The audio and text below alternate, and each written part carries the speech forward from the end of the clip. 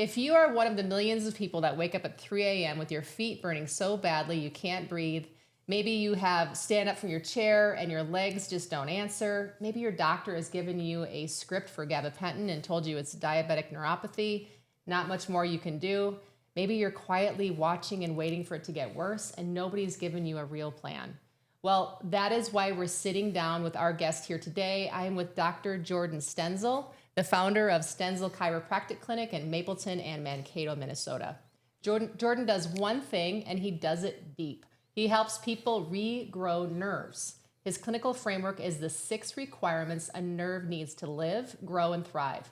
Food, stimulation, healthy tissue, oxygen, neurotrophic factors, and mitochondrial health. The last one is the piece that separates his program from every other neuropathy program out there.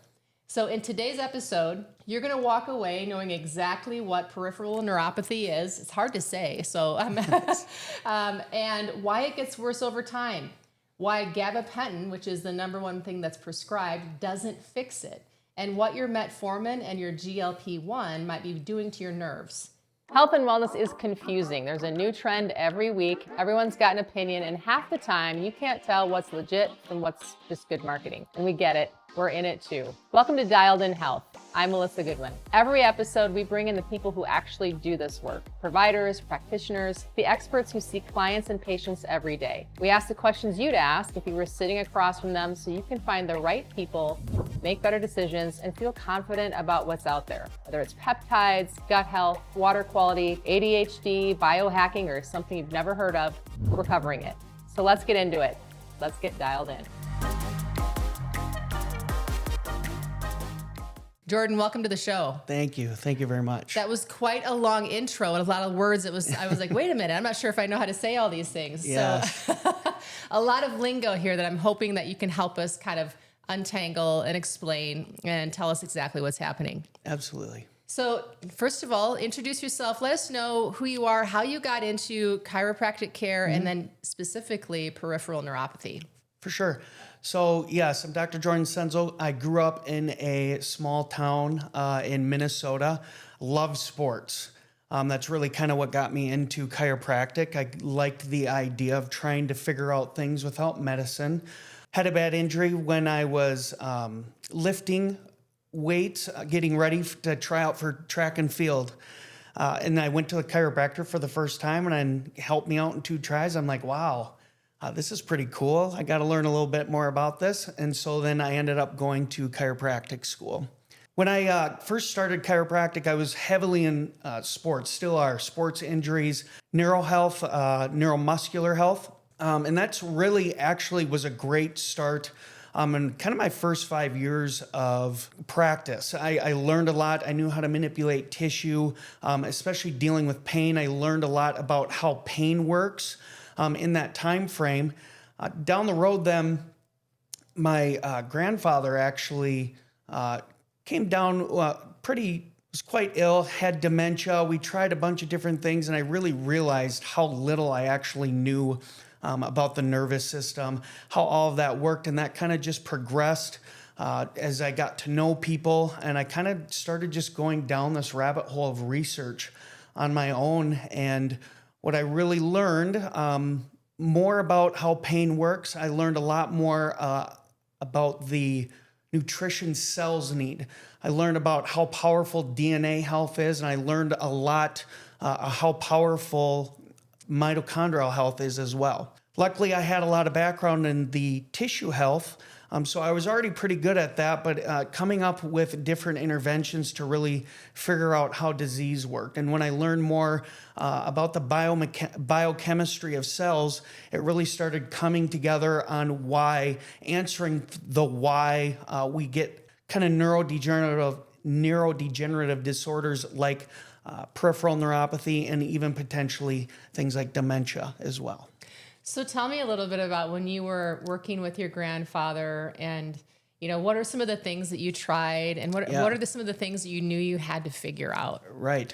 So I was just, at the time, I realized I knew nothing. You come out of school thinking, hey, you've learned everything you can about disease and everything, but I really knew nothing. And as a whole, medicine either, because I would do research. I was trying to take them to different places, whether it was more natural, medicinal. I remember us going anywhere just to try to figure out what was going on at the time. And the reality is nobody really had an idea. Maybe they had an idea, but maybe not like a protocol that was helpful. And I would say we probably are in early stages now that this becomes more prevalent. And I'm really hoping that the things that I have found is at least will help start the conversation, either between peers, professionals, or anything like that. So tell me specifically about peripheral neuropathy. Now, you'd mentioned like you started learning about cellular health and the importance of that just in pain management. So how did that lead to peripheral neuropathy? Sure. So I think it's important for us to define what the term means. Okay. So if you look on Mayo Clinic, they'll come up with a definition. It's really symptoms that arise from damage from your peripheral nerves. So what is the peripheral nerves? Your body consists of two major nervous systems: your central nervous system, which is the brain and spinal cord, and then anything outside of that is considered your peripheral nerves. Okay. Now, generally, when we talk about peripheral nerve symptoms, a lot of times people notice it in their extremities. So what is farthest away from, let's say, your central nervous system, or farthest away from your vital organs like your heart, lungs, different things like that. That's usually where symptoms begin first. I'm assuming you had some patients come in saying like, hey, I can't feel I'm having issues with my fingers or my toes or those kinds of things, and asking for chiropractic care. Is that kind of how you got started into that space? I just more knew people, because I always knew chiropractic on itself can't fix it. Maybe some mild relief for a day or two, as I was in my early stages.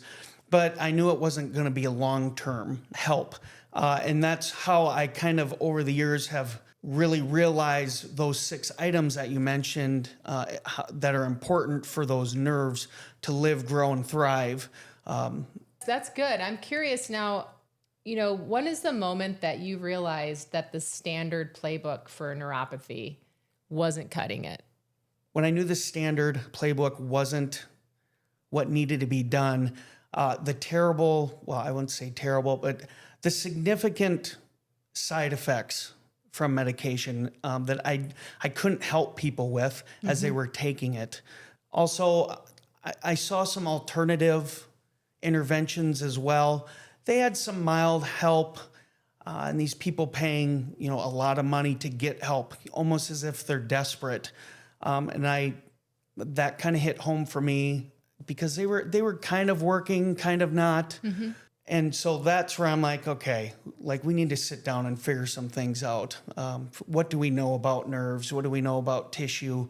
And then that's kind of what I'm like, I think I can do this. So. Yeah. So you're kind of gone above and beyond what your standard chiropractic care has been able to Yes. afford you to learn about. Yes. And you've kind of gone and just said like, I need to learn everything I can about this. And Yes. you've developed your own kind of protocol to help people with this. Yes. So tell me, what are some of the common causes of peripheral neuropathy? Sure. So the number one cause of peripheral neuropathy is diabetes, by far. The second most common that I see in my office is chemo-induced. So people who have had cancer and they've gone through their chemo protocols, that's when we usually start seeing a lot of damage from that as well. And so in terms of diabetes, that could be any age then, really. Right. So diabetes, we generally see, more specifically type 2 diabetes. Usually we associate that with what we call age-related disease. The problem is with age-related disease is we need to really start thinking about the DNA. Kind of in some of the research suggests the DNA damage can really lead to the metabolic dysfunction. And so I think that's really the cause of it. Diet and everything contributes to it, but I think diabetes is a symptom of a greater metabolic issue starting at the DNA health of the cell. So walk me through, we've mentioned it in the intro, but what are those 6 things specifically? How did you Sure. land on those 6 things and what are they? Absolutely. So the first thing is you need food, the proper food. So one of the toughest things for people to do is to change up their diet. And so we've tried to come around with that by having very specific then supplemental protocols for patients to, even if they're having a difficult time with their diet, we make sure they have the ingredients for a cell to grow. Oxygen. Oxygen can be both good and bad, so we have to make sure to regulate our oxygen in a very important way. So maybe you're anemic, so we got to make sure you don't have anemia. Oxygen is highly involved with the mitochondria, so it contributes to the mitochondrial health. So that's another avenue as to how we have to make sure oxygen is beneficial to the cell. As things break down within the cell, oxygen can actually be a contributor to the damage within the cell that can lead to neuropathy as well. The next thing is stimulation. Nerves need stimulation to live or to know where to regrow. Stimulation sometimes, this is where we can get into symptoms. So some people, when they have their bad symptoms, we call positive symptoms, where they're feeling the burning, aching, different things like that. The positive symptoms tell me that there's not a disconnect. When you start feeling numbing, start seeing loss of balance, that's what we call negative symptoms. That's when we're starting to get damage so bad that there's starting to become a disconnect from the brain, or the wiring is becoming to disconnect from that tissue, and we're getting a loss of communication there. So that's why we want to make sure we get specific, everyday stimulation for those nerves to grow. The next thing, I'll talk about healthy tissue first. So a lot of times when you see people with neuropathy, you start seeing color changes, kind of abnormal tissue grow. As blood, which contains oxygen and food, kind of start dying off, you kind of start getting abnormal tissue, which I would call kind of like fibrous tissue. Okay. It's kind of the feet and everything kind of start getting flaky. You'll start noticing hair loss, different things like that. We get abnormal tissue that occurs, and then if that happens, you can't grow what are called neurotrophic factors. Neurotrophic factors are the ingredients needed for a nerve to know where to grow. So we also want to take that into consideration, because if we can manipulate the tissue to start growing in a healthy way, then we'll start inducing neurotrophic factors to start regrowing back. It's important to know the central nervous system, central nerves do not grow very well, but peripheral nerves can grow back. So it may be a slow process, but it's something that we can certainly use to our advantage when getting people to get the nerves, their symptoms to go away, whether it's pain, numbness, or anything like that. So we have oxygen so far. We have food. We have healthy tissue. Yep. What else are we missing? We had stimulation. Stimulation. Yep. Did we talk about neurotrophic factors? You just talked about neurotrophic factors. And then the sixth item is then mitochondrial health. Okay. Mitochondrial health, when in dysfunction, will create cellular inflammation. Specifically, when you hear a lot of people talk about reactive oxidative stress, if the mitochondria is not working or doesn't have the food to work appropriately, oxygen will then be used in a negative way. Essentially, what reactive oxidative stress is when oxygen starts reacting with things it's not designed to react with, causing an inflammatory process. Got it. Which can also negatively affect the DNA that we talked about as the beginning story as well. So what happens if one of these factors or several of these factors is not working well? Sure. So if one is not working well, you probably won't see the significant change occur. It's probably going to be multiple factors so much as the chemistry within the cell changes. And when I mean that is we have these different, as we eat our food, we break it down, it's supposed to turn into healthy things for the mitochondria to eat to make energy. Well, if we don't have certain ingredients due to damage from the DNA, we start then converting that food into harmful factors, things like what are called sorbitol, things that are highly associated with neurodegenerative diseases. Okay. So tell me, what happens if you start having symptoms of peripheral neuropathy? You start having the numbness or the burning, and you don't do anything? It's likely, if it is a metabolic issue, it's likely going to just progressively get worse. Usually when you get the tingling and stuff, that's usually the first signs that your nerves are trying to heal themselves by firing on their own. That's the stimulation. They will just try to fire on their own to stay alive. They want to fight to stay alive. After that, you'll start noticing changes potentially in other peripheral nerve systems. There's kind of three main nervous systems. We call it the autonomic nervous system, we call it the motor nervous system, and then the sensory nervous system, okay? They all three work together. Sensory is what you feel, your sensory nervous system. The numbing, tingling, that's likely what you're gonna sense. So your perception of pain, where you might feel the symptoms, your brain is understanding that. One other aspect that we see a lot is we usually have more than just one nervous system involved. People will then start noticing, as it progresses and gets worse, the motor nervous system, or your ability to balance, will become hindered. You'll notice yourself needing to catch yourself. You'll notice buttoning your shirt becomes a little bit more difficult. You think it's because you can't feel it very well because of your symptoms, but your fine motor skills begin to diminish as well. And then all of a sudden, what we start seeing as well is if we notice people start having more digestive issues. So your autonomic nervous system deals with the things you can't control. We might start seeing higher blood pressure in people, higher heart rates, digestive shortfalls.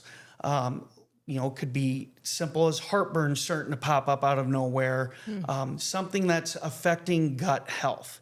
So when do people typically say, all right, I need to see a doctor? At what point do you see people coming to the doctor, and then when do they come to you? Sure. So generally, the first place they will generally go is to the medical doctor for their numbing and tingling. Because that usually kind of drives people nuts the most. If that progresses and becomes very painful, where it's really life-changing, that can turn into depression. We know chronic pain, chronic, constant, uncomfortable symptoms can lead to depression. And that's when people really start to really seek out for medications or something for like a quick, kind of a quick fix to just take the edge off. Yeah. And so usually they can get that early on in some of the medications that they take, but it will progressively get worse. And then that's kind of when they start seeing me. When everything's a hot mess. They're really even struggling to walk. They come in and they're starting to slap their feet already, which means they can't feel where their foot is out in space. They're starting to lose more and more feeling, and the symptoms are progressively getting worse and worse. So that's an interesting one. So if I'm a family member and I have a loved one, I'm watching a loved one, I think they might have some issues with neuropathy or peripheral neuropathy, what might be a thing that I could see or hear them say? Sure. The number one thing is the brain fog and fatigue. That's usually the very first ones. Like, I just need to take like longer and longer naps. That is probably the number one thing for evidence that we're getting into where some bad things are happening, where symptoms may arise. Okay. Loss of desire to want to go out with friends. You're losing your ability to create energy that's readily available so your cells can carry out the youthful nature that it wants to do to keep moving and living. And you mentioned the slapping of the feet. So if I see somebody and their feet are slapped, like what does that look like? So it's just kind of like loud. Okay. And their feet are a little bit wider. Okay. That can be other issues. It could be sometimes you see it with people who have had strokes too, but usually they're a little bit wider foot. Sometimes they're in a walker already. So that can be more evidence, or it's so bad that they get put into a walker. Okay. It's just progressively getting worse to the point where now it's really starting to affect their motor nervous system as well as the sensory. And it can be uncomfortable and depressing as well. They're losing their will to continue, or losing hope to do that. So tell me, what does the medical community typically do for peripheral neuropathy? And tell me, what do they typically treat with? Sure. So the first thing that I notice that people tell me when they come in is they've been prescribed things like gabapentin. And the gabapentin, if you look it up, Mayo Clinic, and then also so you can look up some pharmaceutical websites. Gabapentin was really designed for people who have like an excitatory brain, so seizures. Sure. So they're just kind of some central nervous system things that could cause injuries, different things like that. So the idea of gabapentin is to dampen the excitability of the nerves. So, which seems counterproductive. Correct. It actually goes directly against our concept of stimulation of a nerve to live, grow, and thrive. Now, one thing is that the idea is by dampening the excitability of a nerve, you are able to theoretically decrease your symptoms. Now, this generally what I see in people is a lot more fatigue. Like people are way more tired than before. That's the number one thing, and they just don't feel good. And what people need to understand is whenever you take a supplement, a peptide, a medication, you may have a specific goal, but it will affect everything. It will affect your whole body. That's why you get maybe unpleasant symptoms for another reason. Does that make sense? Your side effects. My goal is always to be in contact and co-manage with medical doctors, neurologists through this to try to help get off of that, so then we can start getting pain under control. Now, another thing too is, in my opinion, that's not really how pain works. Pain is always turned on through the tissue health, whether it's in the stomach, whether it's in the feet, ankles. We have to stimulate all these different receptors to actually turn off our perception of pain.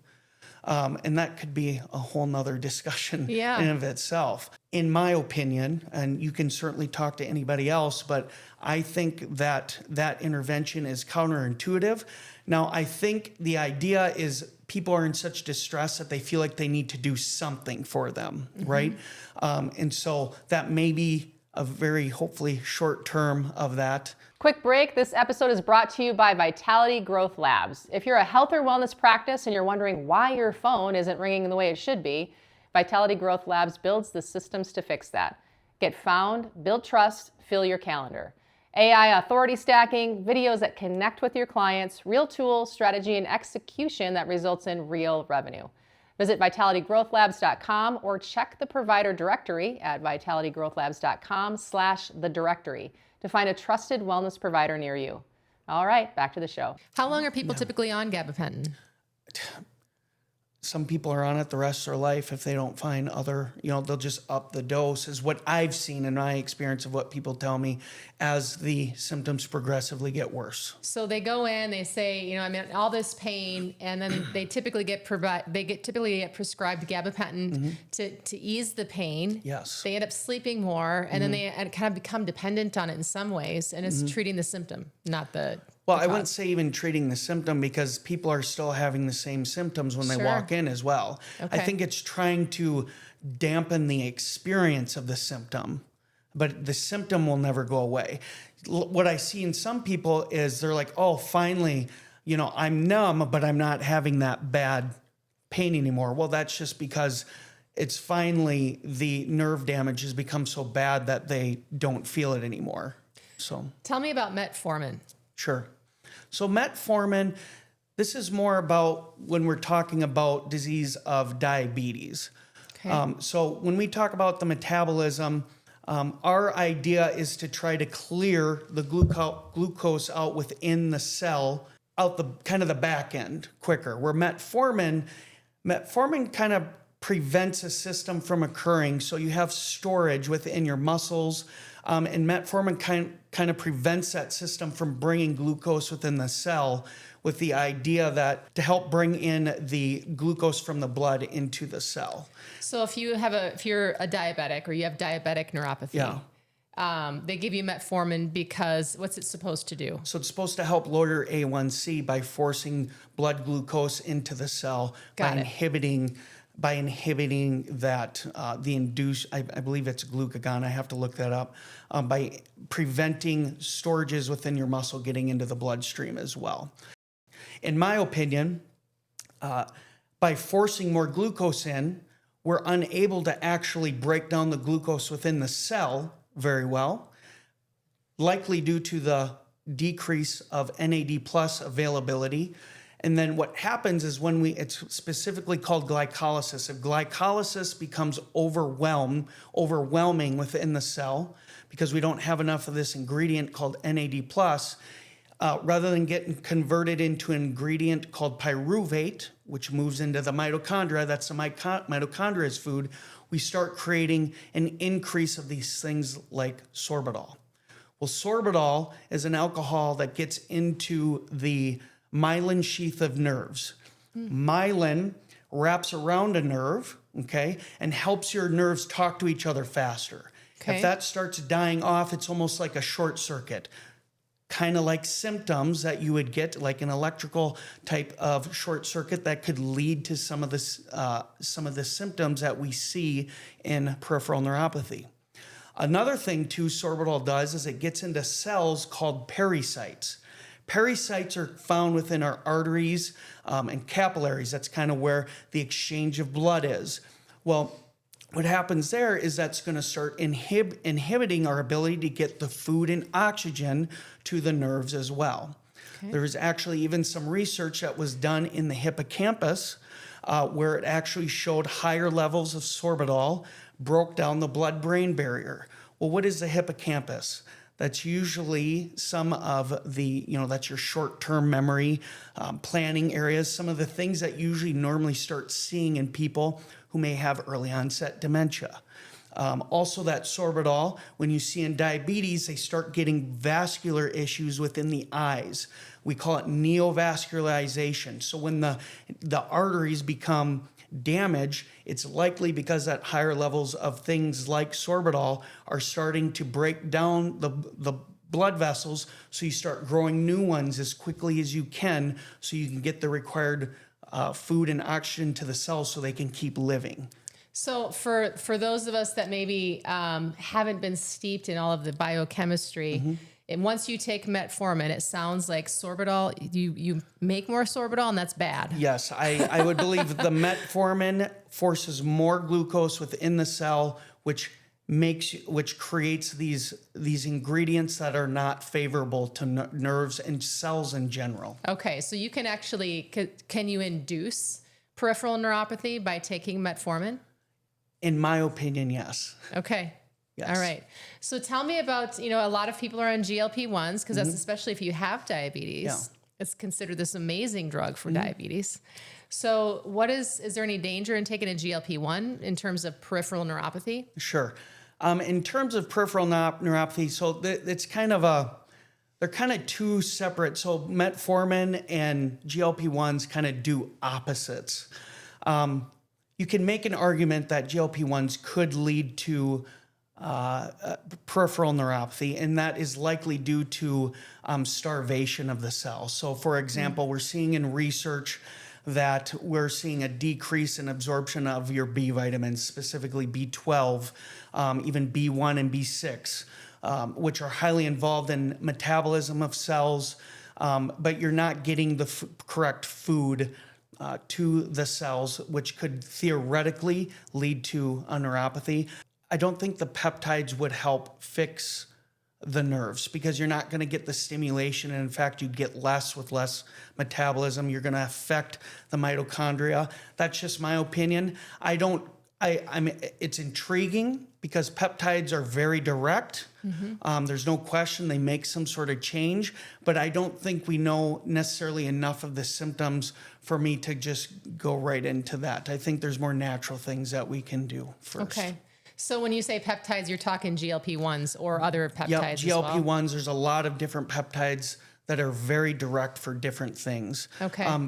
Usually when people do GLP-1s, they are looking to lose weight. They likely have high blood sugars. So yes, you do see a decrease in that, but it doesn't have the same effects it doesn't appear to have the same effects as like fasting. Okay. So NAD+, we kind of talked about that. It actually is a very important ingredient for us to get rid of our neuropathy and reversing it. It doesn't appear that you get the NAD plus increase that you see during fasting. Okay. So there is something going on that I don't think we know enough. You're also seeing it appears quicker breakdown of muscle with the GLP-1. Got it. Now we create GLP-1 naturally, but it's usually broken down within 30 seconds to a minute, where they've made like a synthetic version, almost like you see synthetic thyroid hormone type stuff to help prevent that breakdown from occurring. So now it's taking hours to break down this ingredient, this peptide, rather than 30 seconds to a minute. So for people who come in and they say, I've been on Metformin or gabapentin, or I'm on a GLP-1, things aren't working. Yeah. Dr. Stenzel, can you help me? What is your process of now taking them through, your method? Sure. So one thing that I really like to check out is I got to think of the chemistry within the cell.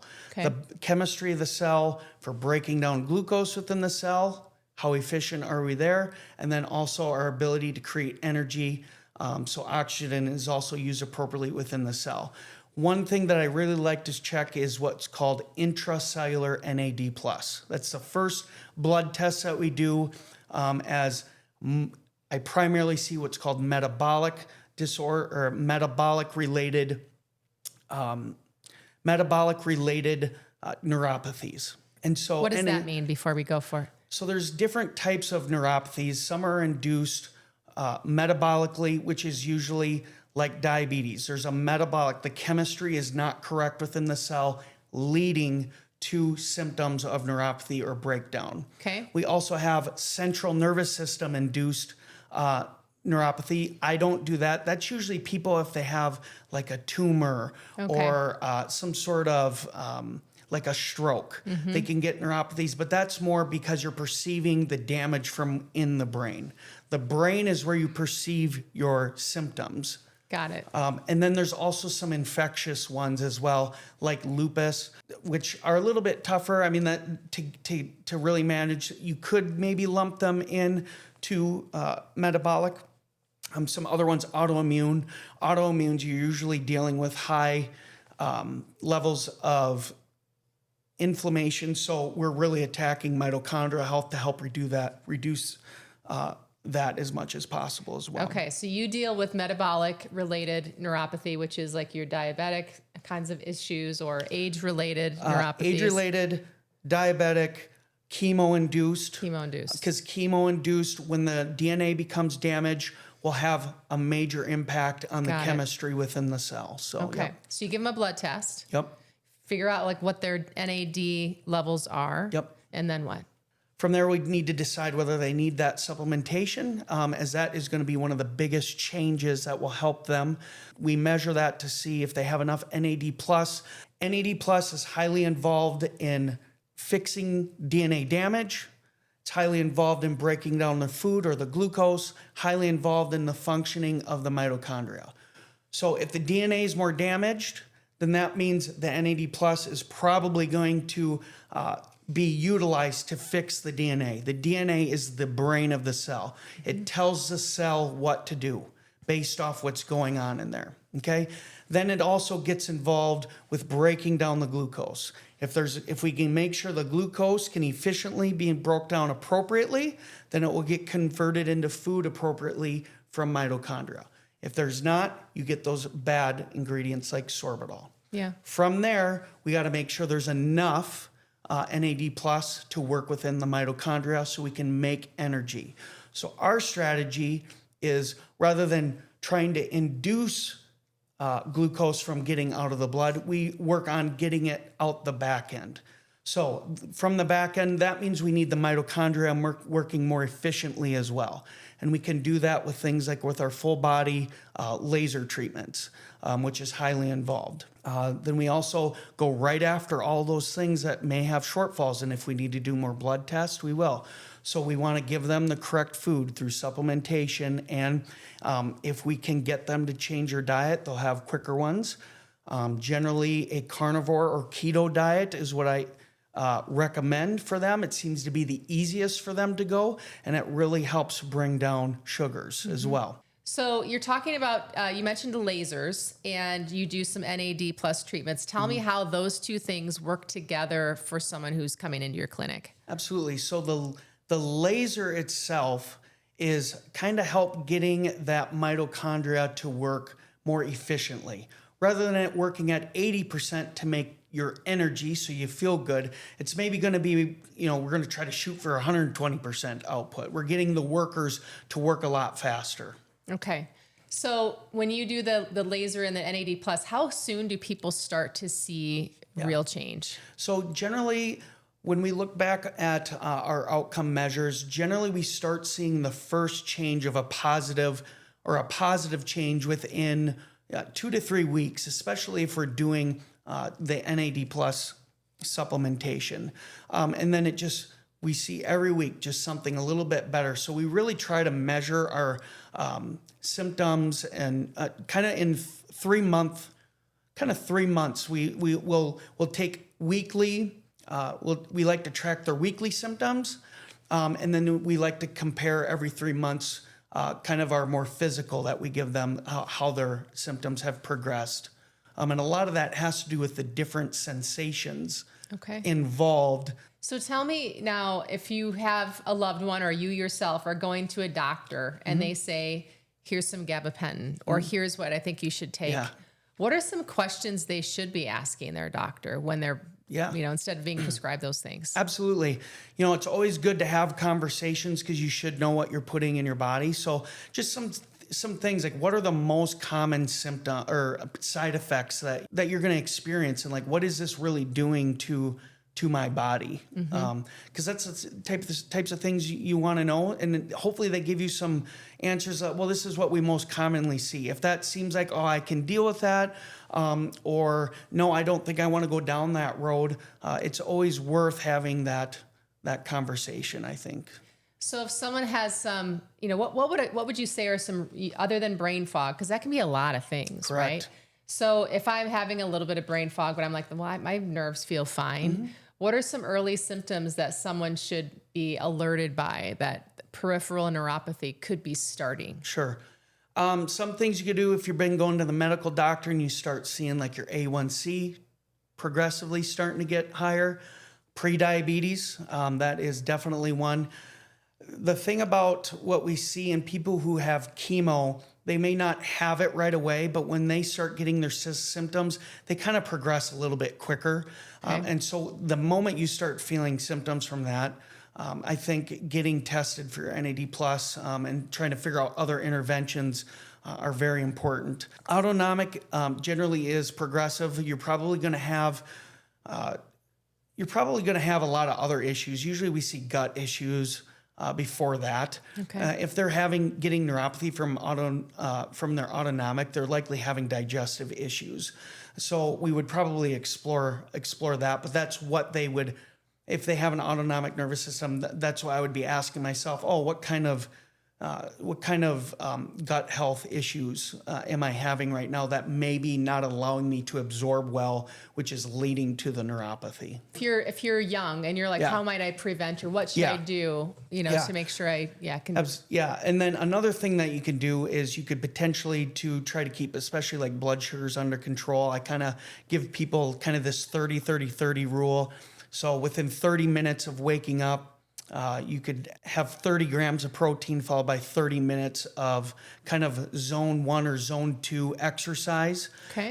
which is aerobic exercise. That actually helps you kind of clear out that kind of higher blood sugars right off the bat and start getting you to burn the fat instead that you may induce. So that is kind of a nice, so then you get the exercise, but then your chemistry that we talk about so much is kind of getting a good kickstart for the day. So you can get your NAD plus tested at any time. And so even if you don't have peripheral neuropathy, I would think if your NAD levels are low and you take some supplementation, that's going to help you with energy and other things too. And I would even say the benefit of getting your NAD plus, intracellular NAD plus levels, because it is highly involved in other neurodegenerative diseases outside of just peripheral neuropathy. There's more and more evidence that it could be involved with things like dementia, Parkinson's, and other types of diseases like that. So if you have a family member that's had that, I think it's a great start, at least to start there, to get your labs tested for NAD+. And is it an oral supplement or is it an IV? I've seen a lot of IV clinics do NAD. Yeah, and what I would say is in order to get your levels up, you should talk to your healthcare provider because you do have to take a therapeutic dose because you don't want it to get too high because then you can get some other kind of potential harmful things for liver, maybe even kidneys. So that's why you kind of want to get your baseline, see where you're at before you just start taking. There are what we call therapeutic doses as well. I don't know if they're necessarily needed if you're within the healthy range, because then you could theoretically increase it to where maybe you get some other weird type symptoms that you don't necessarily want. Sure. So I'm curious if your grandfather were to come to you today, what would you do differently? Well, I would be we'd be testing for different things, that's for sure. And then I think we'd have more direct blood tests that could have given us some answers. There were some cardiovascular things going on as well in that time. But maybe I could have caught it earlier, but I just didn't know enough. So this one's for you, Gramps. I'm trying to get this info out for you, hopefully. So. Yeah, that's it. Well, there's a lot of people I think that this can help, and I think it's important to, sometimes those early learning experiences where you're like, wow, I don't know anything. That ends up giving you the tools to help other people as well down the road. Yeah. So I'm curious now, when somebody comes in, is there anyone that isn't a candidate for this kind of? Well, I mean, I always say prevention is power. So you can never be too young or too old. So we have tested some people for NAD plus levels who have had, issues with your ADHD, which are involved with your brain and how it functions. And your levels are supposed to be about the highest in your teens. And we're already seeing people really low on NAD plus levels in those age ranges. So if you're really looking for a way, especially if you've had it in your family, some neurodegenerative like diseases, I don't think you're too young to ever get it checked. Now, I will say the research just does suggest once we hit around the age of 55 to 60 is where we start seeing this big drop off of NAD plus in general. So if you're ever looking for a time where maybe I need to check this, maybe I don't, that's a really good time frame to get that checked. So you wrote a book. Tell us about the book that you wrote and what's in it. Yeah, so I created a course for healthcare providers to help treat peripheral neuropathy like what we did. So I'd had all this information, and then I tried to simplify it even more into a book. So that's kind of how it came about. It talks about those different those 6 items for our nerves to live, grow, and thrive, hopefully in an easier way, even easier than how we discussed it today. And kind of the battle that's going on within the cell to both survive, function, but then what can happen when the breakdowns occur. So is the goal to help other providers kind of do what you do, or do you want to work with other providers to help them kind of through this process? So I really love working with other providers because I get their experiences as well. I mean, this is a constant learning experience for me. So I can't always treat everybody if they're from afar. So I want to have contact with them so we can work together on it if they're interested in doing so. So that's awesome. I'm going to read you a few statements and I'm going to have you react to them. Okay. Are you ready? Yep. Neuropathy cannot be reversed. Mostly false. Okay. Tell me why. You have been able to reverse neuropathy. We have been able to reverse the symptoms. Yes, we literally just got done testing this person. They had damage as high as the mid leg, and they were confidently able to feel all of our different sensations after 3 months of care. So that's amazing. Yes. So for those that feel like they just have to live with it, what would you tell them? There is hope if you have metabolic neuropathies for sure. All right, my next statement is gabapentin treats neuropathy. Gabapentin treats the symptoms, but it does not treat neuropathy, in my opinion. You always add the "in my opinion" there. Always talk to your medical doctor about these opinions because I am not a medical doctor, but I read a lot, so. Yeah.